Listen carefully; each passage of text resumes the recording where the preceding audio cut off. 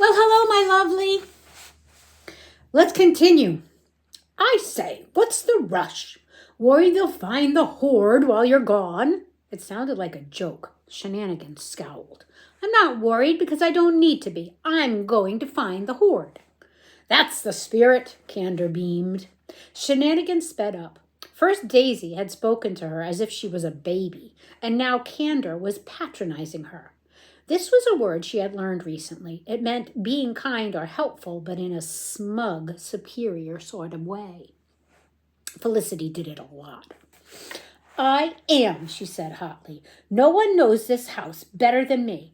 I know where all the secret rooms are, all the trick floorboards, and hidden levels, or levers, so you'd better watch out. Candor stopped walking and raised his hand in surrender. I've offended you, and I'm sorry. You seem very smart and determined besides. Shenanigan looked him over. She couldn't see any lies hiding on his face, and she softened. It was nice to have someone believe in her. Apology accepted. What about you? Are we going to be rivals? Candor smiled a little lopsided smile. Oh, no, I'm no prospector. I'm happy just being a doctor. They paused on the landing and watched someone try to convince Inheritance to let them bring their industrial drill through the front door. I would like someone to find it, though, he said. It seems a shame that a piece of our history has been hidden for so long. And goodness knows Aunt Inheritance will be giddy if we do dig it up. Aunt Inheritance would be giddy over a pair of old boots if a Swift once wore them, Shenanigans said bluntly. Inheritance is fine, really. She's a bit straight-laced, but she's got a good soul. Shenanigan groaned at the joke. She cares about tradition anyway. That's important nowadays. It's pretty much all we have left. I say, look at her. He stopped at the painting of the sour-faced Duchess, leaning towards it as if they'd just met. Are you feeling all right? You look a little drawn. There was obviously no response. I feel like I should draw a mustache on her. What do you think? Shenanigan had had the same thought many a time. She stubbornly swallowed her giggle, but Candor spotted it bubbling up inside. I will make you laugh, Shenanigan Swift, no matter how long it takes. I'm a doctor. We have lots of patience. Shenanigan shoved him through the door to the coral bedroom. Candor declared everything from the bed to the skirting boards to be charming and just wizard, and shook her hand solemnly before she left. Remember, an apple a day keeps the doctor away, but only if your aim is good. Shenanigan decided she liked Candor. Like Daisy, he was neat and well-pressed, and this was a mark against him, but he also had an odd, lopsided smile, and this made everything else bearable.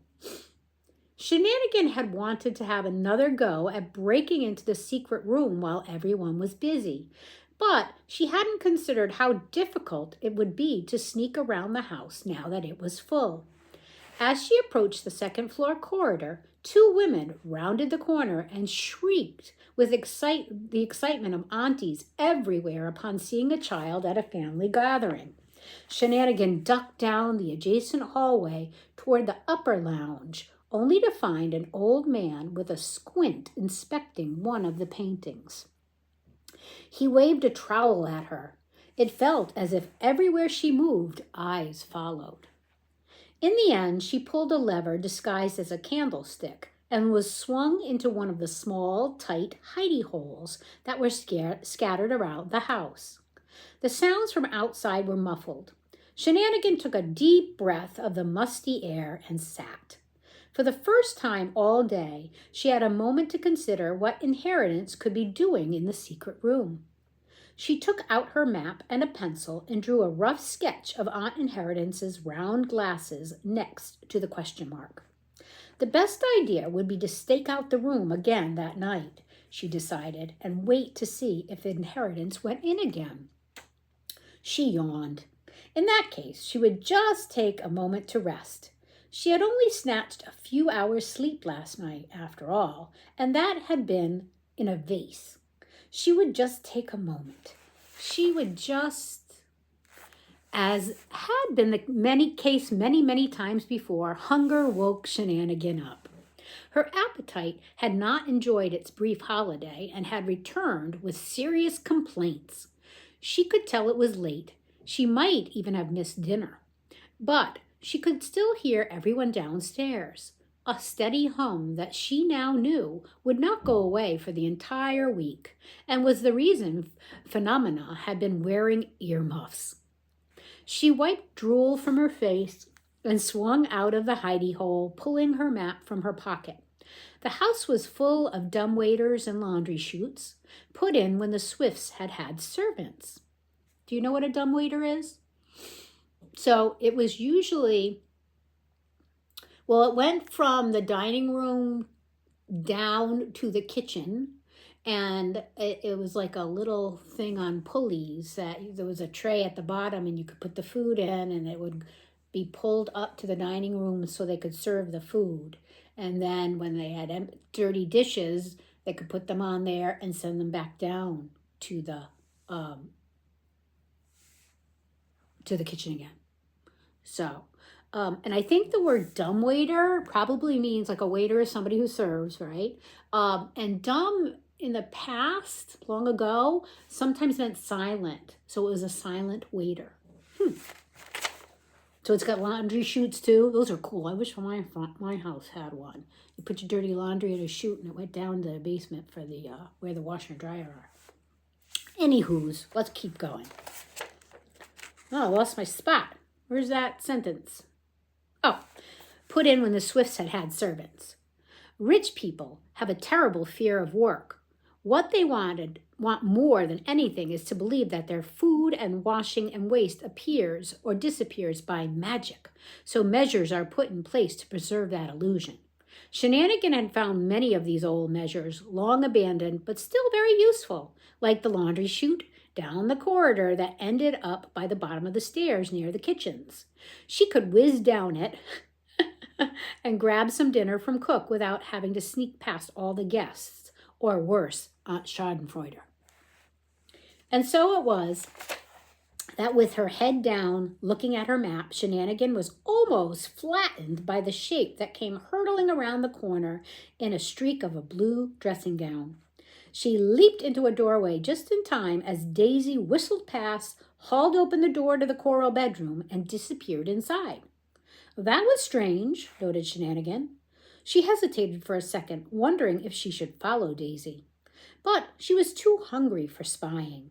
She put back, none picking her nose, and chucked herself down the laundry chute without a second thought. So obviously, it doesn't go just straight down. That sounds dangerous. Maybe it's more like a slide, right?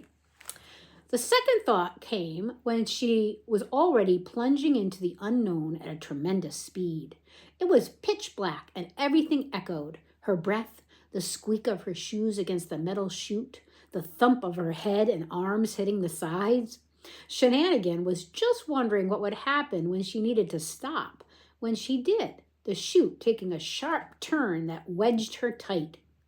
Shenanigan hadn't been scared before getting stuck, and it didn't occur to her to be scared after. But she assessed the situation. As she assessed the situation, she heard shouts of alarm. What was that? Saperlipopepet! I wonder what that means. I heard a thumping noise and rats. They had heard her rattling her way down. Shenanigan kicked herself in the shin with the heel of her other foot. This was exactly the kind of fuss she was trying to avoid. It's okay, she said. I'll be out in a second. She kicked off her shoes and let them clunk her way below her. Then she pressed her hands hard against the sides of the chute and began to work herself free. It took time, and all the while the shouting grew louder and more agitated. Should we try to help? We should call an ambulance and the police and the fire brigade. Don't be absurd. We should just leave her there where she is, at least for now. Eventually, with an embarrassing squeak, Shenanigan became free and plummeted. She hit the bottom of the chute, toes first, stubbing them badly, and slithered unceremoniously out. I'm all right, everyone, she said, wiping dust and grime from her face. You can stop panicking. But no one was looking at her. Shenanigan had come out from behind a painting near the entrance to the kitchen, and from here she had a very good view of what everyone was looking at. They were looking at a body of Aunt Schadenfreude lying in a crumpled heap at the bottom of the stairs. Oh, so that's who they wanted to call for the police and the fire and the emergency. Oh boy. That's the end of part 1. This is done in chapters and parts. So you can see we're going to start part 2. Let Grammy have a delightful sip of her iced coffee. And then another delightful sip of my water. Got to stay hydrated. Okay, here we go. Part 2. Chapter 10, The Inciting Incident. Excuse me, please. Excuse me. Out of the way. I'm a doctor. Cander's long strides swallowed 3 stairs at a time, and he dropped to his knees beside Aunt Schadenfreude's body. After a few attempts, he gave up trying to squeeze his fingers under the metal collar of her neck, felt for the pulse at her wrist, and finally put his ear against her chest. It was so quiet and still that Shenanigan could hear the blood rushing in her ears. She spotted Phenomena and Felicity, gray with shock, and the steady shape of Uncle Maelstrom nudging his way forward.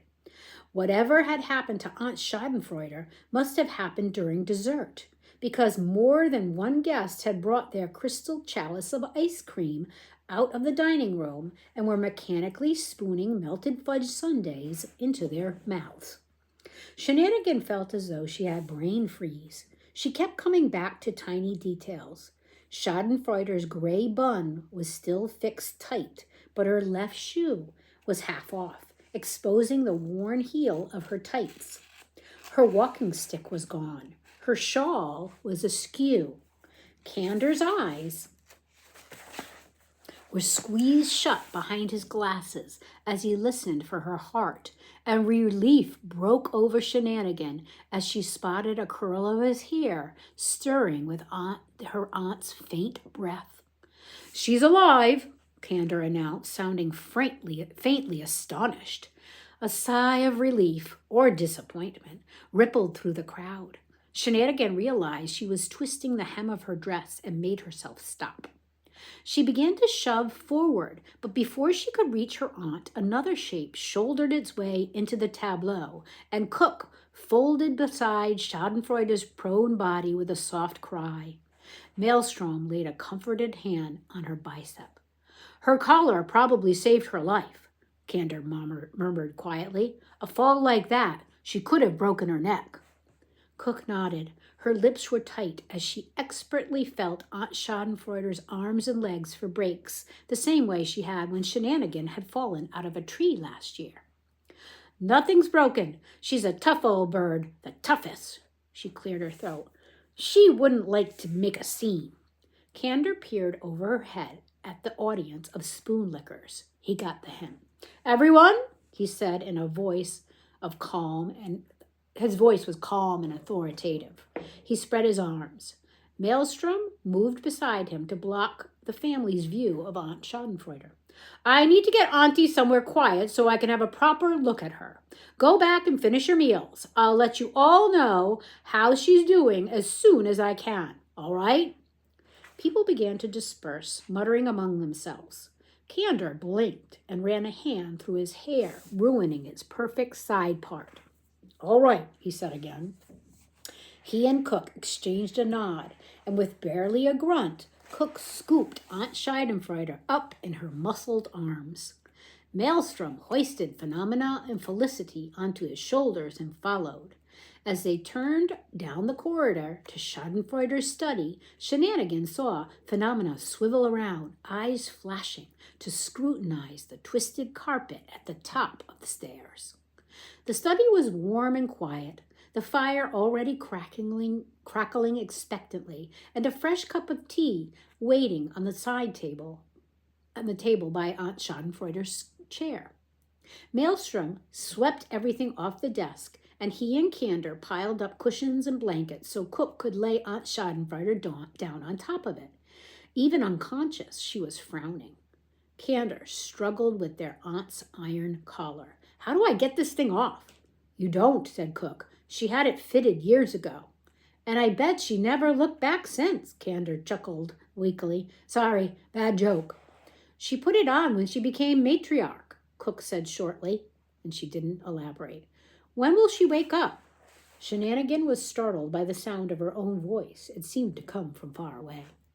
"We don't know," Candor said, "but I'm sure she will. Many people recover from accidents like these." This didn't make Shenanigan feel better. Everything was wrong. It was as if the floor and the ceiling had changed places. Her aunt was the most upright person Shenanigan knew. She even slept upright. Seeing her lying down was almost the same as seeing her dead. Out of the corner of her eye, she spotted Phenomena and Felicity whispering. Shenanigan left the adults debating what to say to the rest of the family. "Her cane was at the top of the stairs, not at the bottom," Phenomena hissed Felicity. "And the carpet is wrong, too. Remember when Shenanigan was a toddler and tripped on a loose edge? She fell the entire length of the staircase." "Yes, I remember," said Felicity crossly. She bounced. And to keep it from happening again, Cook nailed the edges of the carpet in place. So when I looked, those nails had been pulled free. Someone would have had to done that deliberately. And her cane was meters away from the top of the stairs. She didn't just drop it. "What are you saying?" said Shenanigan. Phenomena looked at her gravely. "I'll need to grab my junior forensics kit to be certain, but it looks like before she fell, someone grabbed Aunt Schadenfreude's stick from her and tossed it aside.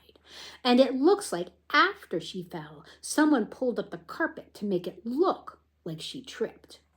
And in between they pushed her. It's attempted murder shenanigan." One of Phenomena's favorite games to play with Shenanigan was called Post-Mortem. In it, Shenanigan would stage her own grisly death and let Phenomena work out how she had been killed from the clues she left behind. Sometimes Shenanigan would fake murder one of Felicity's stuffed toys, and together they would be Holmes and Blackbeard. Shenanigan was nobody's Watson. Holmes and Watson are a famous detective pair, and Watson was the assistant. So Shenanigan doesn't want to be an assistant. She's an equal partner. Felicity hated this game, as did Cook, as it usually involved finding Shenanigan lying in some out-of-the-way corners of the house, drenched in ketchup, with her eyes bulging dramatically. Much like the funeral rehearsals, this wasn't really a game. It was more like practice. They had never been in doubt in Phenomena's mind that someday she would be called upon to act as detective, and when that time came, she would need an assistant. So when Phenomena pronounced that there was an aspiring murderer in their midst, Shenanigan wasn't surprised. Despite the horror of the situation, despite their aunt's body lying in state on the desk, despite Cook's pinched face and Maelstrom's heavy concern, Shenanigan felt a thrill of anticipation. She supposed that was her name, acting up again, but at the back of her mind was a quiet voice saying, finally, something is happening to you. The fear and the fog that had been threatening to surround her cleared just a little, and she saw with clarity all the objects that had been swept from Aunt Schadenfreude's desk to the floor. Her pens, her keys, her ink bottle, the battered German to English dictionary. She saw the strand of gray hair that escaped from Aunt Schadenfreude's no-nonsense bun and straggled across her cheek. And more than anything, it was that strand of hair, disobeying her aunt while she was too unconscious to do anything about it, that chased away the last of Shenanigan's paralysis. Someone had dared to attack Aunt Schadenfreude in the house she ruled, and by pushing her down the stairs, no less. This was the part that offended Shenanigan most. Aunt Schadenfreude was a feared and respected enemy, and anyone who wanted to kill her should have at least have the decency to come at her from the front. All right, that's 20 minutes of reading. That's usually about what Grammy tries to do. All right, let's stop there, and they will continue their investigation the next time we read.